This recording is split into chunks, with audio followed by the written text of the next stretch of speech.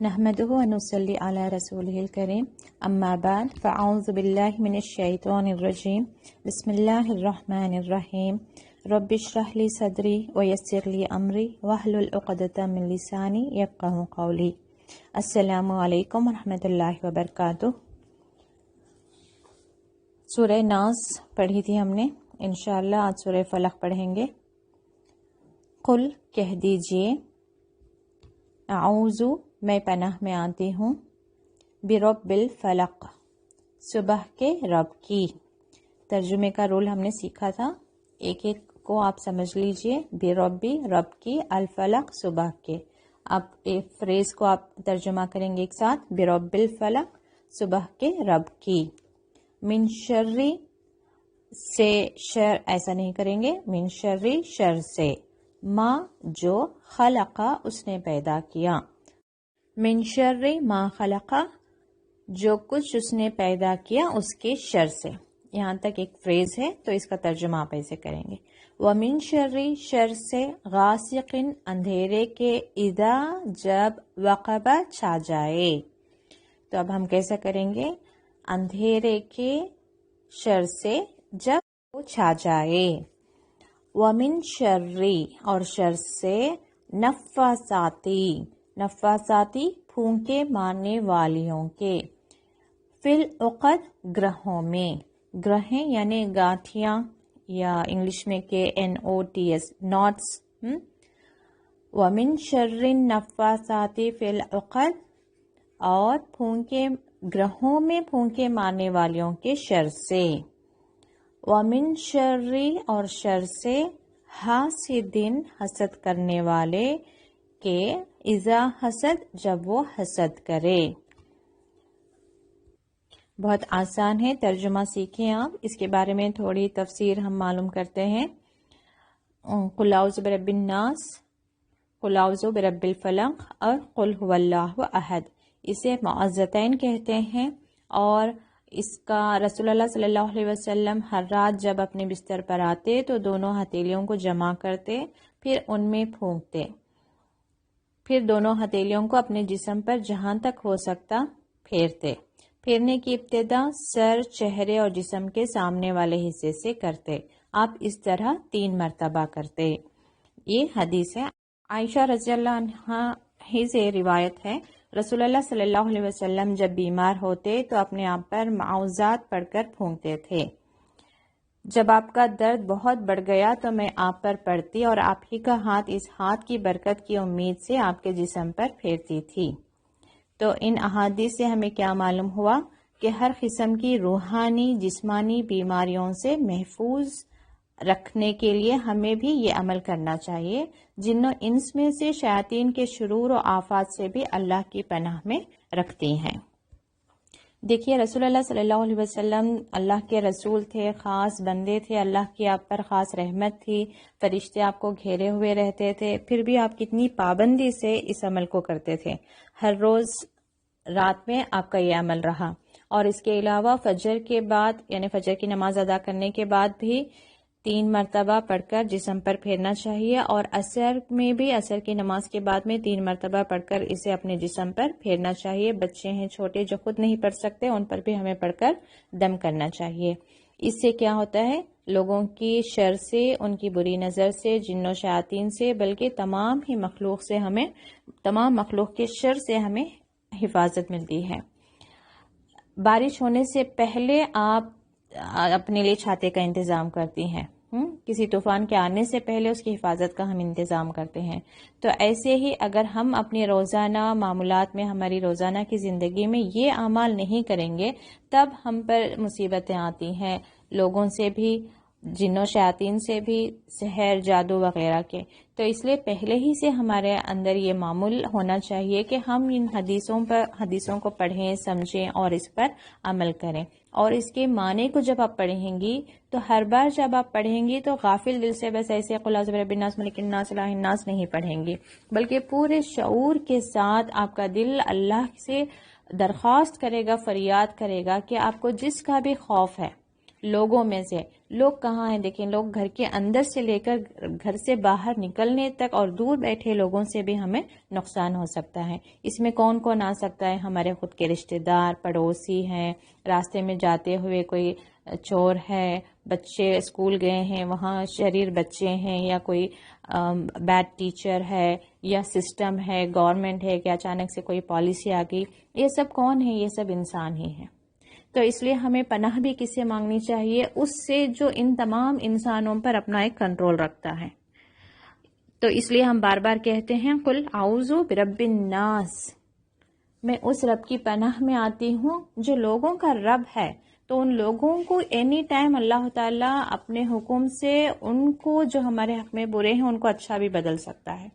ملک الناس، لوگوں کا بادشاہ ہے، ان کا اللہ کا پورا اختیار ہے لوگوں پر کہ وہ روکے انہیں برائی کرنے سے، ہمارے خلاف تدبیریں کرنے سے۔ الہ الناس، لوگوں کے معبود ہے۔ رب کون ہے میرا؟ لوگوں کا معبود ہے۔ تو جب کبھی ہمارے دل کو خوف آئے کسی انسان سے، یا ہم پریشان ہیں کسی انسان کے شرور سے، یعنی کہ اس کی برائیوں سے، کوئی انسان ہے جو ہمیں تکلیفیں پہنچا رہا ہے، تو ہمارا کرنے کا کام کیا ہے؟ اس کو برا بھلا نہ کہیں، اس کے طرف اس کے ساتھ دشمنی میں، اس کے ساتھ نفرت میں اپنا وقت نہ گزاریں، بلکہ بار بار یہ سورے پڑھیں اور اللہ سے بار بار متوجہ ہو کر یہ دعا مانگیں کہ اللہ میں تیری پناہ میں آتی ہوں۔ اور رب اللہ کون ہے؟ جو رب ہے ان لوگوں کا، بادشاہ ہے ان لوگوں کا، معبود ہے ان لوگوں کا۔ تو اس لیے ہمیں یہ پورے شعور کے ساتھ ترجمہ سیکھ کر ہمیں پڑھنا چاہیے۔ اور قل اعوذ برب الفلق کا معنی دیکھیں، صبح کے رب کی میں پناہ میں آتی ہوں۔ صبح کے رب کی کیا مطلب ہے؟ صبح کا رب جیسے رات کی تاریکی کو دور کر کے روشن صبح لانے والا ہے۔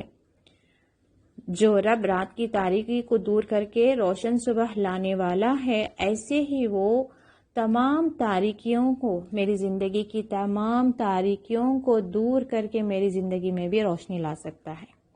تاریکیاں کیا ہو سکتی ہیں؟ بیماریاں ہیں، پریشانیاں ہیں، غم ہیں، کسی نے ہم پر سحر کیا ہے۔ تو ہر طرح کے شر سے اور ہر طرح کی برائی سے میں پناہ لیتی ہوں اپنے ہی رب سے۔ اور من شر ما خلق، اور پناہ میں آتی ہوں میں جو کچھ بھی اس نے پیدا کیا ہے اس کے شر سے۔ کس نے پیدا کیا؟ رب العالمین۔ تو اللہ کی ہی تمام مخلوق، چاہے وہ انسان ہو، جن ہو، شیاطین ہو، کیڑے مکوڑے ہوں، جراثیم ہوں، چیزیں ہوں، چلتے چلتے بھی آپ پتھر سے ٹھوکر لگ کر آپ گر سکتی ہیں، تو پتھر کے بھی شر سے کہ آپ ٹھوکر کھانے سے بچ جائیں، گرنے سے بچ جائیں، کوئی بیماری کے جرمز آپ کو اٹیک کر کے آپ بیمار ہونے سے بچ جائیں۔ تو ہر طرح کے مخلوق سے بھی میں کس کی پناہ میں جاتی ہوں؟ اسی رب کے جو اس کا رب ہے، ان چیزوں کا رب ہے۔ تو اسی کے اختیار میں ہے کہ وہ مجھے اپنی مخلوق کے شر سے مجھے بچائیں۔ اور وَمِن شَرِّ غَاسِقٍ إِذَا وَقَبَ، جب اندھیرا چھا جائے۔ اندھیرا چھا جانے کا الگ سے کیوں یہاں پہ؟ جب ساری مخلوق کے شر سے تو ہم پناہ مانگتے ہی ہیں، لیکن رات میں ایکسٹرا چیزیں، ایکسٹرا کیا کہتے ہیں، ایکسٹرا شر رکھتے ہیں، ایکسٹرا پاور رکھتے ہیں جو ہمیں زیادہ نقصان پہنچا سکتے ہیں، جیسے کہ چور وغیرہ ہیں رات میں ہی نکلتے ہیں، جن و شیاطین بھی رات میں ہی نکلتے ہیں، کچھ جانور ہیں رات میں نکلتے ہیں، سام بچھو ہیں باہر نکلتے ہیں، یہاں تک کہ مچھر کھٹمل یہ بھی کب نکلتے ہیں؟ رات میں ہی نکلتے ہیں۔ تو اس لیے خصوصاً رات کے شر سے، رات جب وہ چھا جائے اس وقت کے بھی شر سے پناہ مانگی گئی ہے۔ وَمِن شَرِّ النَّفَّاثَاتِ فِي الْعُقَدِ، یہ کیا ہے؟ جادو، سحر، جادو کرنے والوں کے، یعنی کہ جب آپ یہ پابندی سے پڑھیں گی، سمجھ کر پڑھیں گی اور پوری متوجہ ہو کر پڑھیں گی، اللہ سے روزانہ پابندی سے پڑھیں گی، تو انشاءاللہ سحر بھی ہم پر اثر نہیں کرے گا۔ وَمِن شَرِّ حَاسِدٍ إِذَا حَسَدَ، اور شر سے جب حسد کرنے والا حسد کرے۔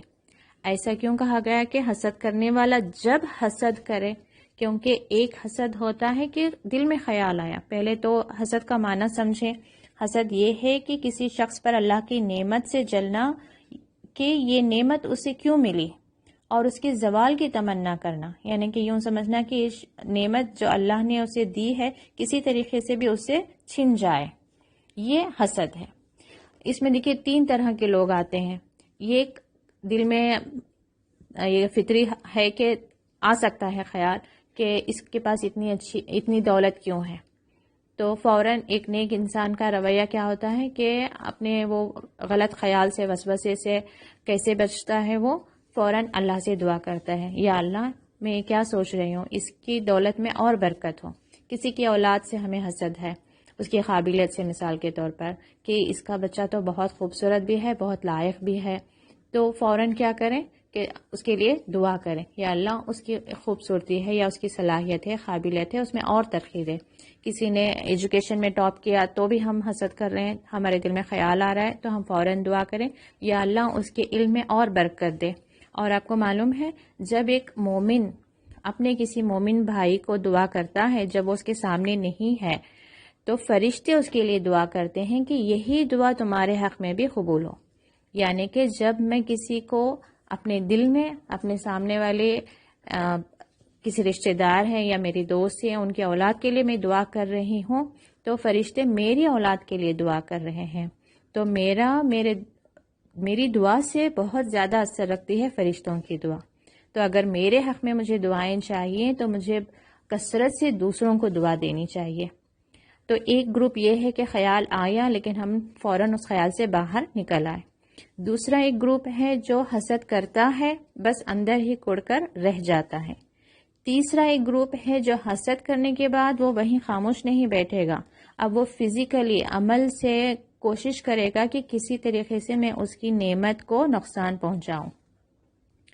وہ پوری کوشش کرے گا کہ یا تو جا کے جادو کرے گا کہ اس کی جو خوشیاں ہیں وہ ختم ہو جائیں، اس کی نعمتیں ختم ہو جائیں، یا یہ بھی ہو سکتا ہے کہ کسی انسان کے ساتھ مل کر ایسی تدبیریں کریں، ایسی پلاننگز کریں کہ اس کی خوشیاں، اس کی نعمتیں اس سے دور ہو جائیں، وہ بیمار ہو جائے، کچھ بھی۔ تو اس لیے کہا گیا ہے کہ ان صورتوں کو ہمیں پابندی سے پڑھنا چاہیے، کثرت سے پڑھنا چاہیے، خصوصاً جو حدیث میں ملتا ہے ہمیں کہ رات میں سونے کے وقت اپنے بستر پر جب جائیں تو پڑھ کر اپنے ہتھیلیوں پر پھونکیں اور اپنے سارے جسم پر پھیریں۔ بچے ہیں تو ان پر بھی ہم ہی دم کریں جب تک کہ وہ پڑھنا نہیں سیکھتے، پڑھنا سیکھ گئے ہیں تو انہیں تاکید کریں کہ یہ عمل کر کے سوئیں، اور فجر کے بعد اور عصر کے بعد بھی ہم اس کی پابندی سے پابندی کریں، روزانہ پڑھیں، ہم اپنے معمول میں اسے رکھیں۔ انشاءاللہ تعالیٰ آپ کی اور میری اللہ تعالیٰ ہر شر سے حفاظت کریں۔ آمین ثم آمین۔ السلام علیکم ورحمۃ اللہ وبرکاتہ۔